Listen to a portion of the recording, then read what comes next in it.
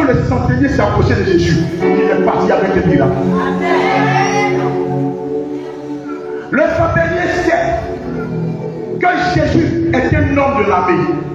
Le centenier sait que l'Éternel des armées a pris un corps. La Bible que toutes les armées des cieux ont été faites par lui.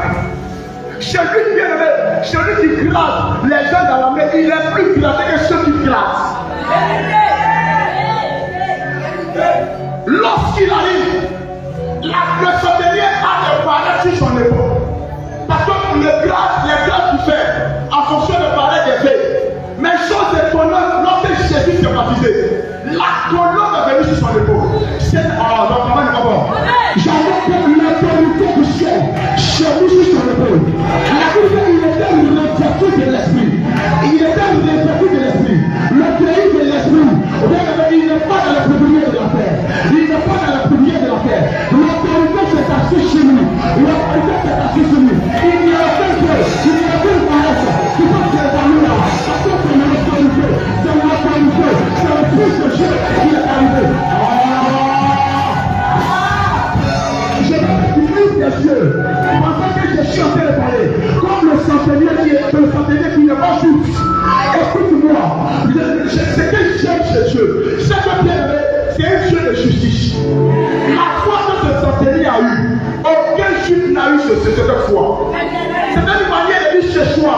Peut-être que tu n'es pas juif, peut-être que tu n'es pas épousé de Jésus, peut-être que tu n'as jamais eu bien en Israël. Je suis venu t'annoncer, tu es fait partie de la catégorie des centeniers.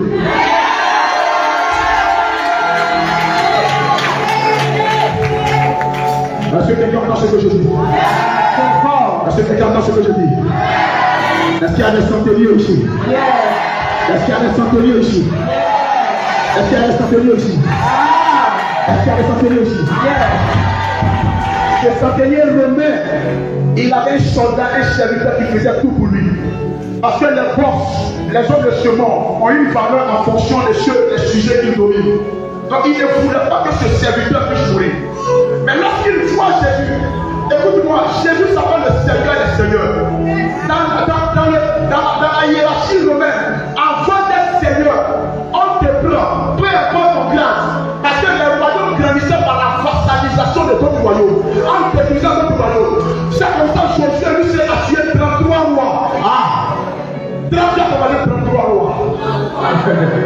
Jésus a tué 33 rois. Parce que quand le roi des rois est là, aucun roi ne doit exister. Alors celui qui est assis sur la scène royale de ton mariage, il ne doit plus exister. Celui qui est assis.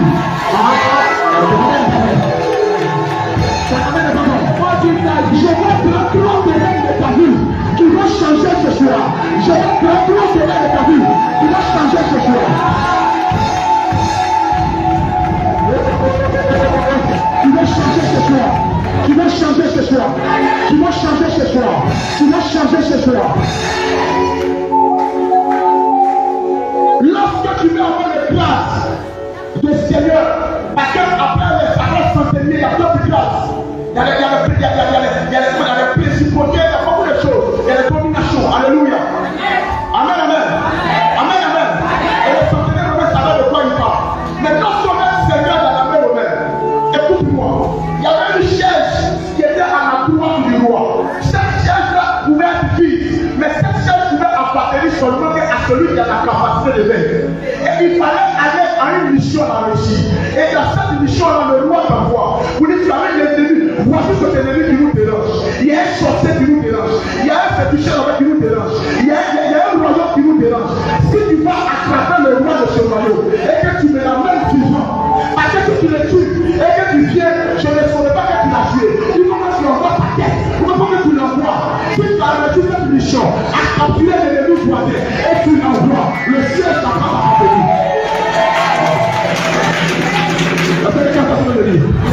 C'est comme ça Jésus, le Fils de Dieu, la Bible dit, le centenier avait déjà anticipé sur la croix. Le centenier avait une préfiguration de la croix. Parce que Jésus est descendu aux enfers. Jésus est allé frapper le diable, l'ennemi de tous les chrétiens, l'ennemi de la joie, l'ennemi de la prospérité, l'ennemi du succès, l'ennemi de l'avancement du royaume, l'ennemi de ta fécondité, l'ennemi de l'élévation de ton maladie, l'ennemi de ta croissance spirituelle. spirituel. L'ennemi ne changera pas de ta situation. La Bible dit qu'il a attrapé le diable, il a dépouillé, il l'a attrapé, il a eu le diable pouvoir. C'est comme ça que Jésus a été demandé à la Bible. Assieds-toi à ma droite, assieds-toi à ma droite, assieds-toi à ma droite, jusqu'à ce que je vois de tes ennemis te marche pied. Je vais annoncer à ton cœur. Jésus est Seigneur, Jésus est Seigneur. Si le Seigneur, il a le dernier mot. Est-ce que quelqu'un va se dire? Le centenier savait que tu peux multiplier les mots.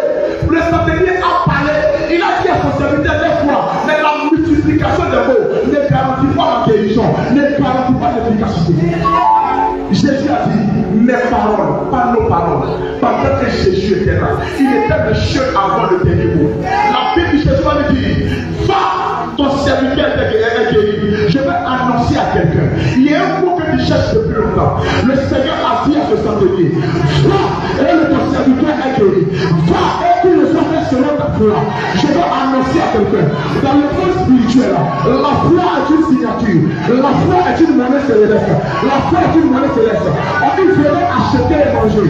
Venez acheter. Ce que je ne comprends pas, lorsqu'on parle d'achat, on parle déjà de monnaie. Mais ici, dans le monde spirituel, l'argent n'a pas de valeur. Il y a deux types de monnaie. Il y a le sang et il y a la foi. Jésus a le sang, nous avons la foi. Quand Jésus a tout par le sang, nous le ferons par la foi. J'annonce à quelqu'un, malgré le premier qui a été tué, Jésus n'a pas fallu son dernier mot. Cherchez-moi. C'est pour ça que le sacrifice de Jésus est le sacrifice le plus utile. Il n'y a plus un sacrifice, pas plus un hébreu. Si vous avez renié ce Jésus, si vous ne laissez pas le sang de pigeon, le sang de mouton, et que vous foulez au pied le sacrifice de Jésus, il n'y a plus de sacrifice. Si ce soir tu n'es pas délivré d'ici, je ne vois pas qui va te délivrer encore. Tu n'es pas venu voir un homme. Tu es venu voir l'homme de Dieu de l'homme de Dieu. La Bible déclare deux prostituées. Bien aimé, l'une a promis sur son enfant. Et son enfant est mort. La fille, elle a fait l'échange. Pendant qu'elle dormait, la flotte, elle a fait l'échange. Bien aimé, il y a beaucoup de mystères dans la nuit. Pendant que tu es en train de dormir, il y a des sangs qui se font. Et celui qui a fait l'échange, c'est une de ses amies prostituées. Du même corps. Et puis la Bible dit, vous aurez pour ennemi les gens de votre maison. Vous aurez pour ennemi ceux qui sont à côté de vous. Ceux qui sont à droite de vous. Cette femme pensait que c'était sa collègue. Mais il y a des loups déguisés dans les collègues. Il y a des loups déguisés dans la famille. Et elle a pris sa bénédiction. L'enfant c'est l'espérance. L'enfant c'est le futur. L'enfant c'est la bénédiction. Elle lui a arraché pendant que je la dormais. Mais ce qui retourne ici, comment tu peux rentrer et dormir et puis quelqu'un va t'enlever ton enfant? Ce qui veut dire que la femme qui a pris l'enfant de sa camarade, elle a envoûté l'enfant. Parce que la Bible dit, elle a su, personne ne lui a dit qui a pris l'enfant. Elle voyait qu'on prenait l'enfant de ses mains, mais elle n'avait pas le pouvoir de parler. C'est comme ça que tu dors souvent, un esprit rentre dans ta maison. L'esprit est sur toi, mais tu n'as pas la capacité de prier parce qu'il t'a assujetti. Mais je suis venu dire à quelqu'un, si l'enfant a pris l'enfant de ta femme, il y a un roi qui appelle Salomon. Il y a Salomon qui est dans le garage. Ils ont commencé à discuter. Quelle sorcellerie! Tu as tué ton enfant et tu veux prendre mon enfant pendant que je suis en train de dormir. J'annonce à quelqu'un, il n'y a plus de temps de dormir. J'annonce à quelqu'un que le réveil est entré dans cette voie. J'annonce à quelqu'un que le réveil passe par les femmes. Est-ce qu'il y a des moments ici ce soir? Est-ce qu'il y a des moments ici ce soir? Est-ce qu'il y a des moments ici ce soir? Je suis venu parler au mari, alléluia. La gloire de Dieu est sur toi. La gloire de Dieu est sur toi.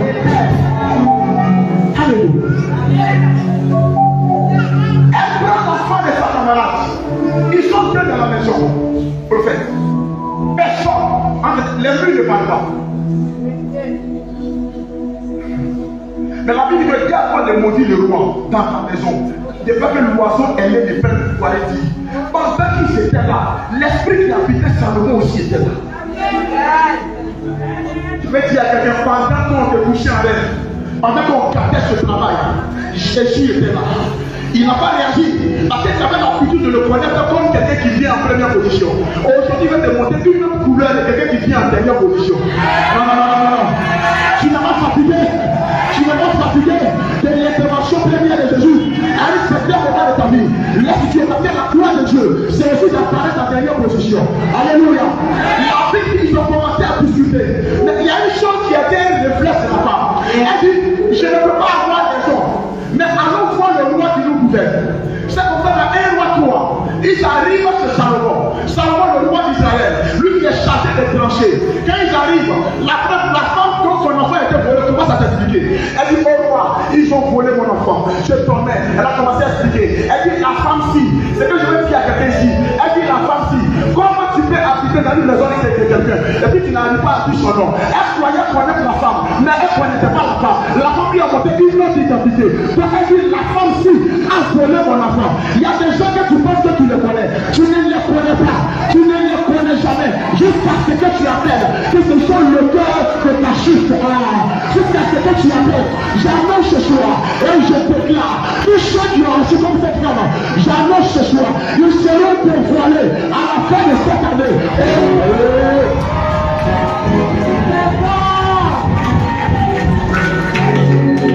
Je ne parle de Salomon pourquoi?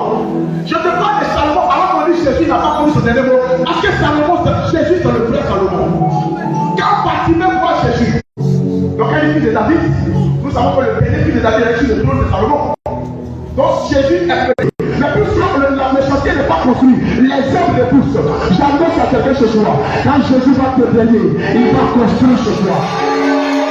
Et le sens là. La femme a commencé à parler. Quand elle a fini de parler, l'autre femme, dont l'enfant était mort, a commencé à parler. Et Salomon a sa sagesse. Vous savez la Bible que tous les prophètes de l'ancien temps étaient habités de l'esprit de Christ. Vous savez qu'ils n'étaient pas Christ, mais ils avaient l'esprit de Christ. Donc ils fonctionnaient étant comme Christ. Donc en ce moment, Salomon a pris de sagesse. Dit, envoyez-moi une épée. Je vais diviser cet enfant en deux.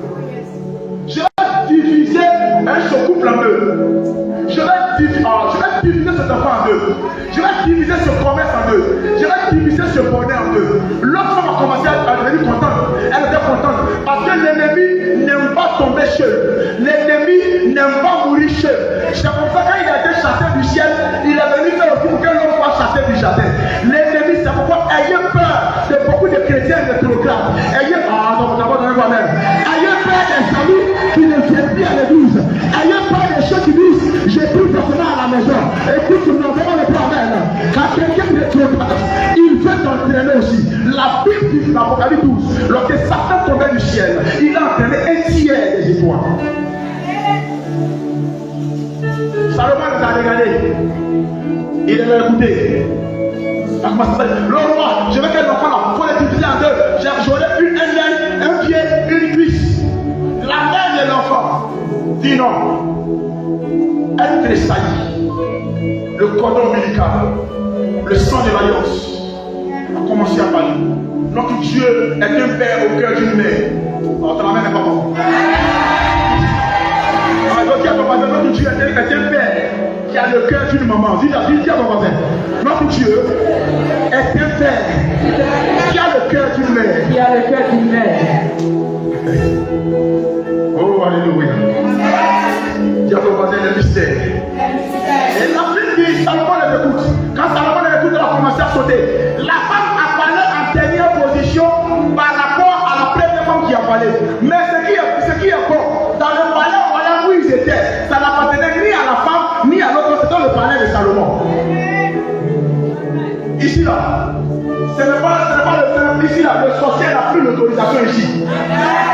Ceux qui sont venus avec toi, qui sont dans les allées, qui sont dehors, qui t'ont suivi, pendant que ce lieu, le père spirituel a commencé à parler. La Bible dit partout qui foulera le pied, il allait à posséder ce lieu. Chez lui est un royaume, chez lui est une ambassade. C'est Dieu qui va siéger. Salomon dit, pendant qu'elle est bien parlé, l'enfant n'appartient pas à l'autre femme. L'enfant appartient à la femme qui n'est pas tué l'enfant. Et Salomon a donné le dernier verdict. Et la Bible dit que l'enfant n'est pas mort. Et je suis venu annoncer à quelqu'un. C'est qui t'ont volé, c'est qui t'ont arraché. Dieu a le dernier mot. Jésus a le dernier mot. La Bible dit que c'est qui l'a fermé, personne ne peut ouvrir. C'est qui l'ouvre, personne personne aussi ne peut fermer. Personne ne peut fermer. Il est le Dieu de la restauration. Il est le Dieu de la restauration. Pendant que je suis en train de terminer, je voyais un cercueil que les gens envoyaient dans une tombe. Un cercueil que les gens envoyaient dans une tombe. Ce cercueil, c'était dans le village de Naïm. Un village où les gens meurent. Parce que la Bible dit que la veuve, elle était déjà veuve. Si elle est veuve, c'est qu'elle a perdu quelqu'un. La mort n'a pas eu pitié de prendre le mari de la femme. Mais la même mort est venue prendre son enfant. Écoute-moi, la mort n'a pas pitié. Le diable n'a pas de pitié. Si tu ne t'es pas pour prier, tu continues la miséricorde du diable. Vous dites comme il m'a rendu malade hier, il va me laisser un corps. Le diable va te tuer. Parce que la Bible dit dans Jean 10, il est venu pour égorger et détruire. Ce qui voit le diable, c'est le langage de la puissance. Le diable ne comprend pas anglais, il ne comprend pas chinois, il ne comprend pas lamentation. Ce qu'il comprend, c'est l'onction. Ce qu'il comprend, c'est la puissance. Si tu as la puissance et que tu n'as pas allé à l'école, quand tu dis que je chasse la démon, il va entendre je chasse le démon et le démon sortira. Je vais pas quelqu'un. Dans ce moment, je reparle dans la vie. Je suis cher.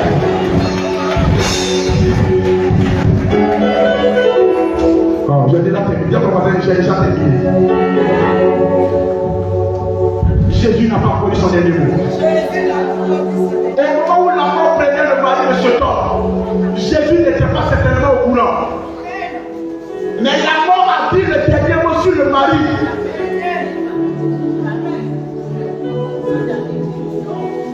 Mais la mort ne peut pas donner son dernier mot sur l'enfant. Tu ne peux pas tuer la mère et tuer l'enfant. L'enfant était comme le remplaçant de son papa. L'enfant était la destinée. L'enfant c'est la progéniture, c'est la continuité. Ne déplacez pas les bonnes pères. L'enfant est celui qui va continuer. La Bible dit, l'esprit va dire à Jésus, là aussi sur ce chemin de ce cimetière. Et pendant qu'on envoyait l'enfant en terre, où la mort avait déjà tué l'enfant, la mort avait tué l'enfant, la mort avait déjà le prendre le dernier mot. Parce que le sorcier, celui qui l'a tué, a commencé à danser. Parce qu'on a enlevé l'enfant, on l'a mis dans un cercueil. Quand on l'a dans le cercueil, mort. Il y a 4 phases. Lorsque tu es malade, il y a des malades, quand tu les vois, ils sont déjà morts. C'est aussi une forme de mort. Quand tu veux, tu sens ton odeur, c'est qu'il est mort. Quoi qu'il parle. La Bible que Jésus a dit, c'est la belle de Pierre, qu'on appelle un corps chaud. Jésus l'a guéri. Il a éloigné la monnaie. Il a allé chez la fille de Jairus, qui était morte à domicile.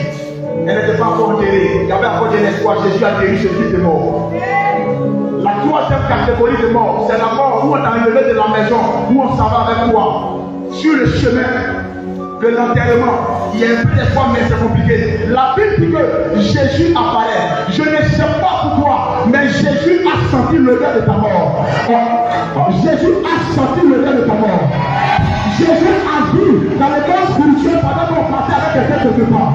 Jésus a vu ta situation. La Bible dit Jésus est apparu. Et Jésus ayant vu, Jésus t'a vu ce soir. Jésus ayant vu, quand Jésus voit, il y a ce qu'on appelle la grâce. Il y a ce qu'on appelle le mystère de la miséricorde. Lorsque Dieu a miséricorde, lorsque ta miséricorde vient, sa grâce vient dans ta vie. Jésus dit, vous partez un enfant où? Il a gâté le convoi de ceux qui enterrent. Parce que dans les villages, ceux qui enterrent les gens, on les paye. Souvent. Le monsieur qui a le cercueil qui était cher, il a gâté le convoi. Jésus dit, aujourd'hui, il n'y aura pas d'enterrement. Aujourd'hui, cet enfant ne partira pas en terre. Il y a des villages, chaque jour, les gars d'Alphabet sont toujours remplis. Il y a des lits partout, mais il y a des villages, la mort est devenue comme une fête. Chaque jour, les gars de KS, UTP, expectation remplie. Tu ne peux plus économiser. La mort est devenue comme un lieu de placement d'argent. Quand il y a 20 000 dettes, on t'appelle pour dire des milliers de puissants. Quand il y a 50 000, on dit Algo est puissant. Quand il y a 50 000, on dit elle est décédée. Tu ne comprends pas. On est soutenu l'homme de Dieu. Ça devient de pluie. La place. Jésus est dans ce village de Kouté. Alléluia. Non. Jésus est dans ce village de Kouté. Il annonce ce soir Et à partir d'aujourd'hui, après ce programme, les villages ne mangeront plus leurs enfants devant le Père. Ils ne mangeront plus leurs fils au nom de Jésus. J'annonce ce soir que Dieu ne personne ne mangera tes enfants. C'est un malheur pour un père d'enterrer son enfant.